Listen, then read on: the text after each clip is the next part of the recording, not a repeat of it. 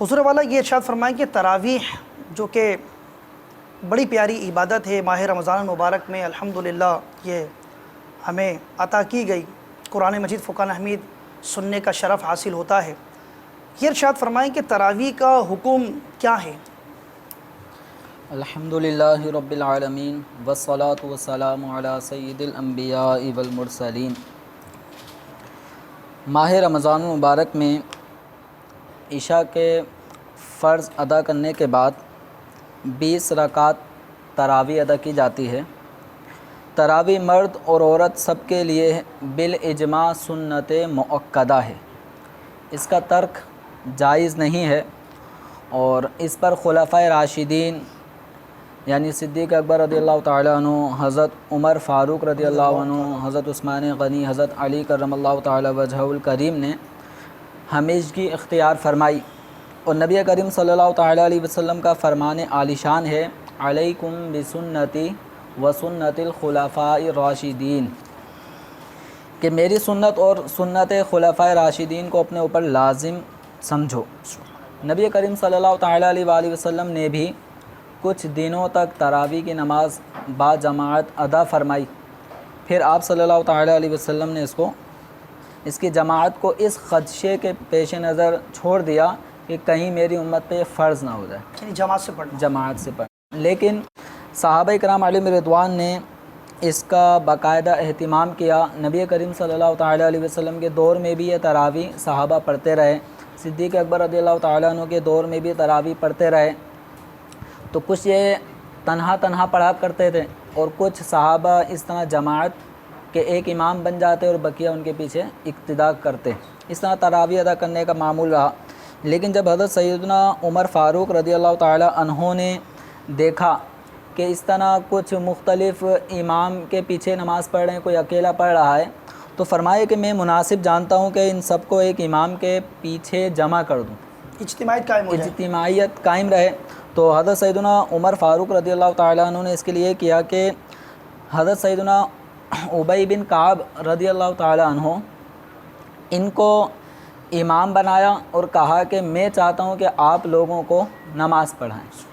تو چنانچہ حضرت ابی بن کعب رضی اللہ تعالیٰ عنہ امامت فرماتے تراویح کی، حضرت سیدنا عمر فاروق رضی اللہ تعالیٰ عنہ عشاء کے فرض امامت فرماتے، اور تراویح حضرت ابی بن کعب رضی اللہ تعالیٰ عنہ ادا کرتے، ان کی ابتدا میں بے شمار صحابہ یہ تراویح کی نماز ادا کرتے، اور وتر پھر حضرت عمر رضی اللہ تعالیٰ عنہ پڑھاتے۔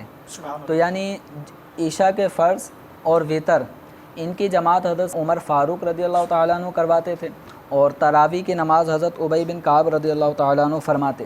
تو جب یہ نماز کا سلسلہ ہونے لگا اور ایک امام کے پیچھے جب سارے مقتدی حضرات تراویح کی نماز جماعت سے پڑھنے لگے، تو حضرت سیدنا عمر فاروق رضی اللہ تعالیٰ عنہ نے یہ منظر دیکھتے ہوئے فرمایا کہ نعمت البدعۃ ھذہ، یعنی یہ کتنی اچھی بدعت ہے، کتنا اچھا طریقہ ہے کہ سب ایک امام کے پیچھے تراویح پڑھ رہے ہیں۔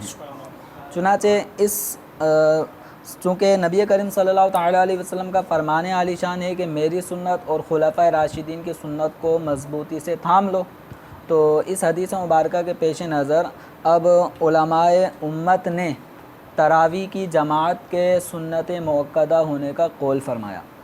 عورتیں بھی تراویح پڑھیں گی، ان کے لیے بھی تراویح پڑھنا سنت مؤکدہ ہے، لیکن وہ اکیلے ادا کریں گی۔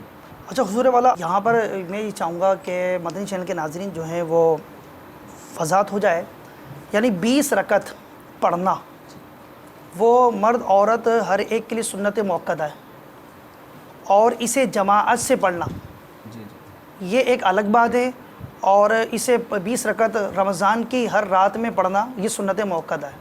یعنی تراویح پڑھنا سنت مؤکدہ ہے مردوں کے لیے بھی اور عورتوں کے لیے بھی، ٹھیک ہے، یہ ایک الگ سنت ہے، ٹھیک ہے، جزاک اللہ۔ اسی تراویح کو جماعت کے ساتھ پڑھنا یہ مردوں کے لیے ایک دوسری سنت یہ ہے کہ جماعت سے پڑھیں، ٹھیک ہے، تو مردوں کے لیے سنت جماعت سے پڑھنا ہے، لیکن اس میں یہ ہے کہ مسجد کے اندر جماعت کے ساتھ نماز پڑھنا یہ سنت مؤکدہ علی الکفایہ ہے، جزاک اللہ۔ کہ اگر مسجد میں جماعت کے ساتھ نماز پڑھ لی گئی تو اب بقیہ لوگوں نے اگر تنہا بھی پڑھ لی تو کوئی مذائقہ نہیں، اور اگر کسی نے بھی جماعت کے ساتھ مسجد میں تراویح کی نماز یعنی نہیں پڑھی، مسجد میں جماعت قائم ہی نہ ہوئی، عشاء پڑھ کے سب گھر چلے گئے، سب اپنے گھروں پہ چلے گئے اور اپنی اپنی نماز پڑھ رہے ہیں، یا مسجد میں ہی الگ الگ ہر ایک تراویح پڑھ رہا منتشر ہو کے ہے، پڑھ رہے ہیں. تو یہ سنت موقدہ کا ترک ہوگا. ٹھیک ہے. تو مسجد میں تراویح کی جماعت یہ سنت موقدہ علی علی الکفایہ. الکفایہ ٹھیک ہے، کہ جزاک جماعت ہو جائے گی تو بقیہ لوگوں سے اس کا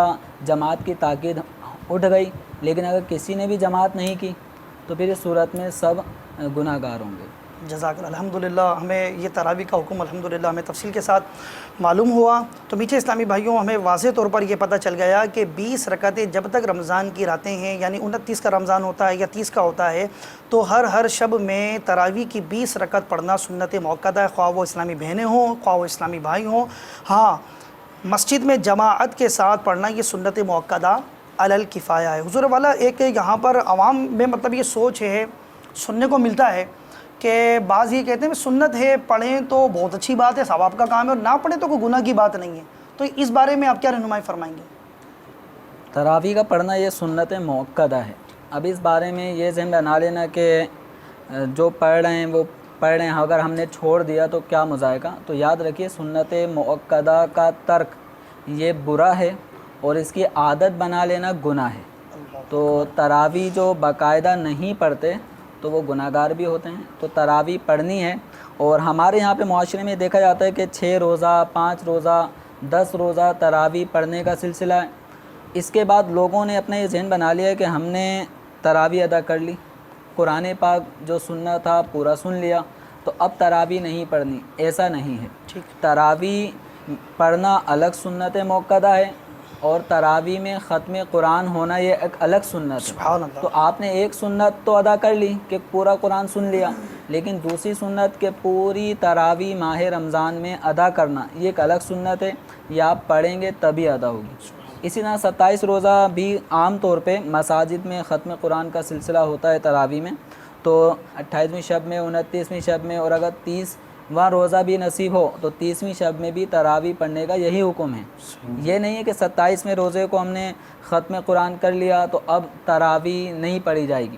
دیکھا یہ جاتا ہے کہ ختم قرآن کے بعد مساجد میں نمازوں کی تعداد کم ہو جاتی ہے. تو ایسا نہیں ہونا چاہیے. مردوں کو باقاعدہ جب تک رمضان کی راتیں ہیں ان تمام راتوں میں تراویح ادا کرنی ہے.